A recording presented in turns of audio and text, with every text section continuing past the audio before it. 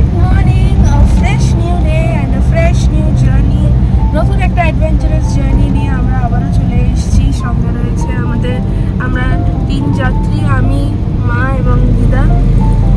এখন আমাদের ঘড়িতে বাজে 5:30 আর আমরা জার্নি শুরু করেছি অ্যারাউন্ড 5 মিনিটস আগে। অ্যান্ড এখন আমরা যাচ্ছি কোথায়? আন্দামান। তো আমার ছোটবেলাকার ড্রিম প্লেসে finally we are going Andaman. Okay, তো দেখা হচ্ছে এয়ারপোর্টে গিয়ে। ঘড়িতে বাজে এখন 9:15, 9:15 ফ্লাইট আমাদের। আমরা এয়ারপোর্টে পৌঁছতে গেছি অনেকক্ষণ আগে, ব্রেকফাস্টটা করে নিয়েছি and finally it's time to board on plane.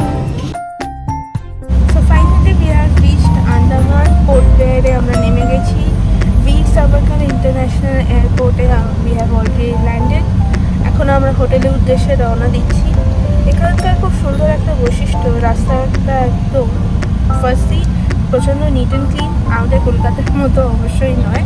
And secondly রাস্তাটা পুরোটাই পাহাড়ি, একটা হিলি স্ট্রাকচার দেওয়া রয়েছে, উঁচু নিচু, মানে ফ্ল্যাট প্লেন রোড কিন্তু একদমই নয়, একটা উঁচু নিচু হিলি স্ট্রাকচার রয়েছে, যার জন্য বেশ ভালোই লাগছে। কোস্টাল এরিয়াতে এসে we are getting hilly vibes. তো এখন আমরা যাচ্ছি হোটেলে, will have some resting time and then finally আমরা ঘুরতে বেরিয়ে পড়ব। এখন আমরা যাচ্ছি কার্বিন বিচে। আমাদের লাঞ্চ হয়ে গেছে হোটেলে। জায়গাটা কতটা সুন্দর, জাস্ট একবার দেখো, ভিউটা দেখাই কেমন লাগছে।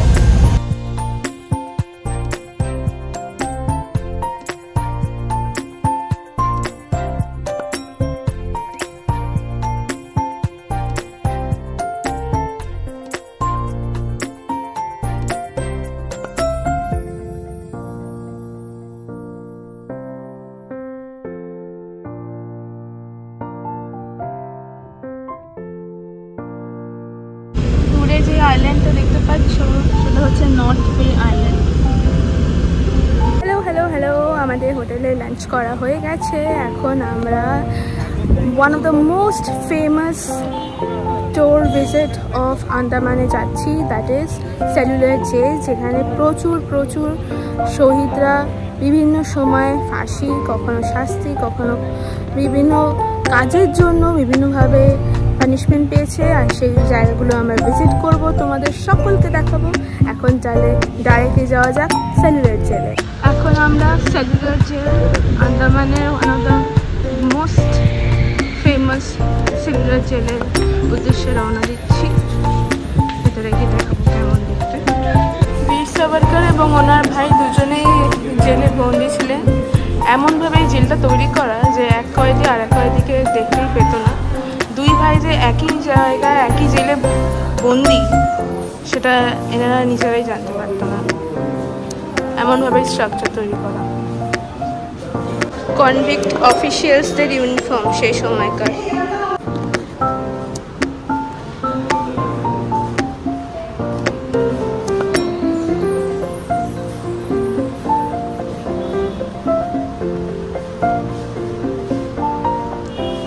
বিখ্যাত লাহোর কনস্পিরেসি কেস,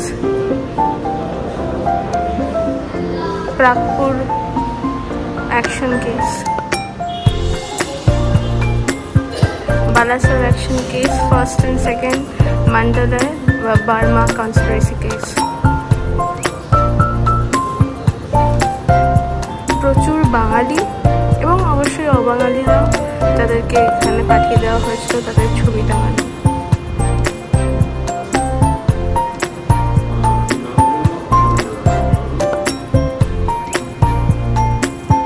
এই যে সর্দার উধাম সিং, তাকে নিয়ে একটা সিনেমা তৈরি করা হয়েছে, ভিকি কৌশল সর্দার উধাম সিং এর সে রোল পাঠ করেছিলেন। এই সে Udham Singh. Martial law prisoners case 1919,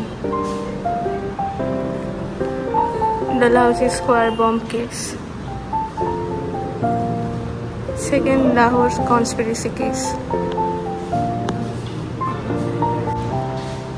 বেশ কয়েকজন বাঙালি প্রিজনার্সদের, যদিও এদের প্রিজনার্স বলা উচিত নয়, স্বাধীনতা সংগ্রামী বলা উচিত, যেমন বটুকেশ্বর দত্ত, গোপালচন্দ্র বোস, নারায়ণচন্দ্র রায়, হরিপদ ভট্টাচার্য, প্রফুল্ল কুমার মজুমদার, সুধীরচন্দ্র ভট্টাচার্য, বিনয়ভূষণ রায়, ভোলানাথ কর্মকার, ফণীভূষণ দাশগুপ্ত, ভূপেশচন্দ্র সাহা, মাখনলাল দে, প্রফুল্লচন্দ্র ভৌমিক, শশীমোহন ভট্টাচার্য এবং সত্যরঞ্জন ঘোষ।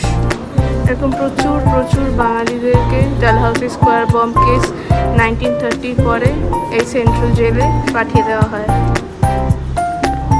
এখানেও আরও রয়েছে হৃদয় রঞ্জন দাস, কালীকিঙ্কর দে, প্রচুর বাঙালি। It feels proud as a Bengali যে বাঙালিরা কত কত কত স্যাক্রিফাইস করেছে এবং তার জন্য আজকে আমরা স্বাধীনতা ইন্ডিপেন্ডেন্স এনজয় করতে পারছি।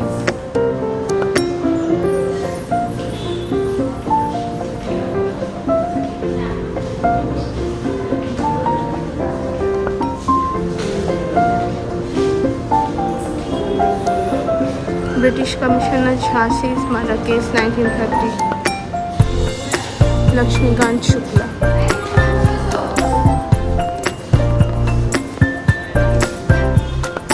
B.J. Birch murder case. Dhaka post office robbery case 1933. কত মজার একটা বিষয়, প্রচন্ড পরিমাণে এখানে হাওয়া দিচ্ছে। হাওয়ার আওয়াজ হয়তো তোমরা শুনতেও পাচ্ছ, বাট তাও ক্রান্তির আগুন কিন্তু জ্বলছে। অদ্ভুত একটা বিষয়, তাই না? এখনো হয়তো স্বাধীনতার জন্য আমরা অনেকে অনেক রকম ভাবে লড়ে যাচ্ছি।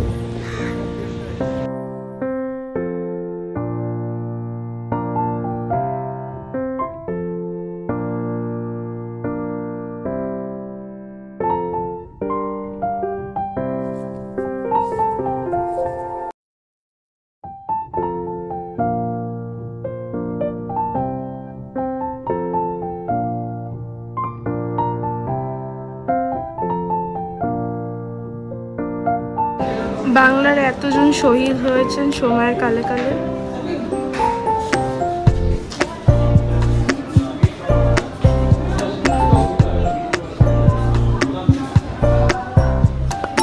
কত কত মানুষ শহীদ হয়েছে এবং তাদের জন্য আজকে আমরা স্বাধীনতা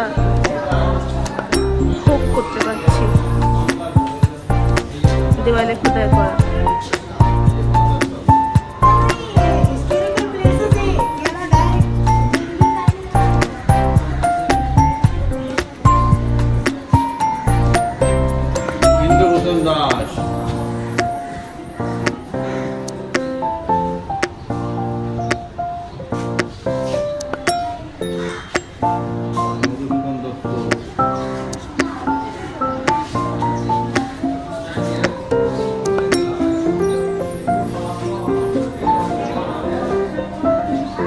বেঙ্গলে বোধহয় সব থেকে বেশি শহীদ হয়েছে।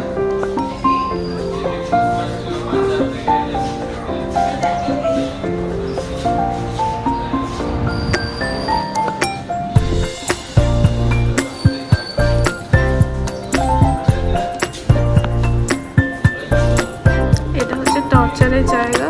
উপরে এই দুটো জায়গায় হাতটা বেঁধে দিত এবং তারপরে তাদেরকে এটার উপরে নামিয়ে রাখা হতো। নারকেল এবং তিল এই দুটো ঘানি টানা হতো এবং যখনই টানতে পারতো না বা কষ্ট হতো চাবুক মারতো। চাবুক মারতে মারতে রক্ত বার করে অর্ধেক সময় তাদেরকে মেরেই ফেলতো। এটা টর্চার সেল। আপাতত এই জায়গাটায় আমি একা রয়েছি, মা এবং দিদা অন্য জায়গায় রয়েছে।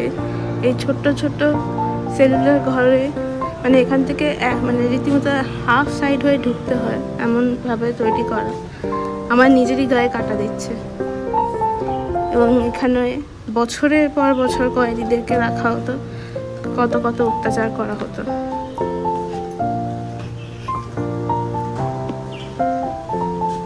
একটা মজার বিষয় দেখাই, এই হচ্ছে দরজা, সেলুলার জেলের এই দরজা। হ্যাজবল লাগাই আমরা এখানে। হ্যাজবল কোথায় বলো তো? এইখানে। এই হচ্ছে হ্যাজবল। এই হ্যাজবল বাইরে থেকে দেওয়া হতো যাতে কোনো রকম ভাবে কোনো কয়েদি কিছুতেই মানে বেরোতে না পারে। হ্যাসবল দিয়ে তারপরে তালা দেওয়া হতো।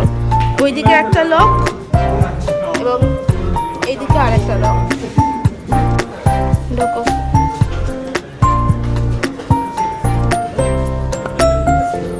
এবার এখানেই থাকো, আর বেরোতে হবে না। রেখে দিয়ে চলে গেলাম।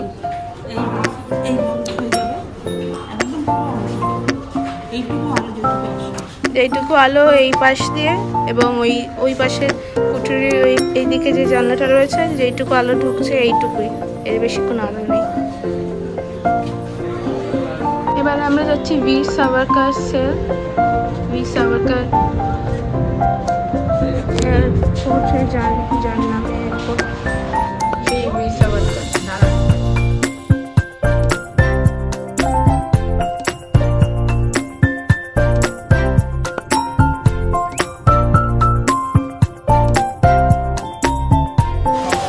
এই যে এদের শাস্তি ছিল, শাস্তি না, এদের কাজ ছিল প্রতিদিন অয়েল মিল তিল থেকে তেল বার করা, অথবা নারকেল ভেঙে সেখান থেকে তেল বার করা। এবং প্রতিদিনের কাজ যদি এরা শেষ করতে না পারতো, এদের যদি সময়ের মধ্যে যতটা কাজ দেওয়া হতো সেটা যদি না করতে পারতো, তাহলে কি হতো সেটা এবার তোমাদের দেখাই। এইভাবে শাস্তি দেওয়া হতো।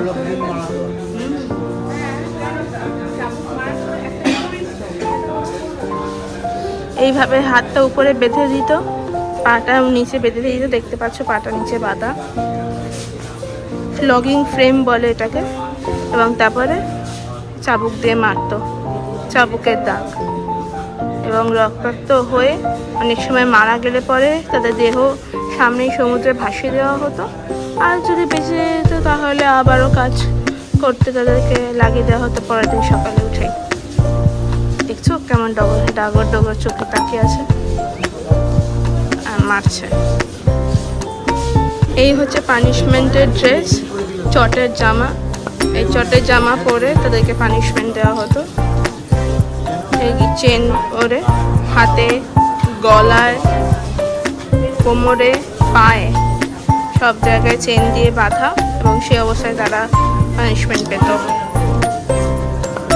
এই হচ্ছে সেই ফাঁসির মঞ্চ, যেখানে হাজার হাজার কয়েদিদেরকে ফাঁসি দেওয়া হয়েছে। নিচটা গর্ত করা।